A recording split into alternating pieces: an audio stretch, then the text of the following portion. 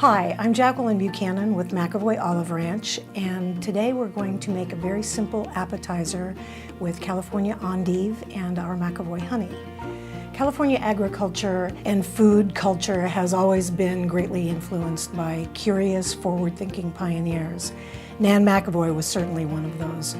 She was inspired by her love of Tuscan olive oil and planted olive trees instead of pursuing the usual options most farmers and ranchers were doing at the time. 20 years after the original planting, McEvoy is one of the preeminent leaders in the production of certified organic extra virgin olive oil.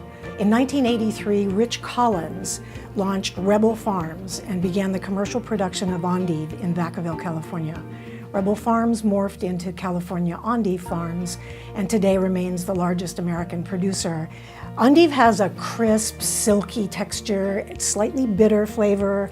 We're using both a traditional pale green endive and Rich's famous red variety. We're going to cut the ends off and make them perfect little uniform cups that look nice on the plate. So I'm going to fill these with some Reyes Farmstead Blue.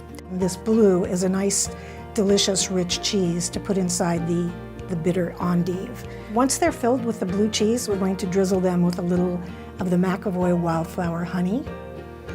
And then we're going to crumble in some walnuts and finish them with some chopped chives. There are a lot of flavors here and textures going on, and it's a little bite, and I think the perfect companion is the Saimuun Sangiovese. It's musky and earthy tones, including porcini mushrooms, and a mouth-watering juiciness that bring you back for more. So enjoy this luscious mix.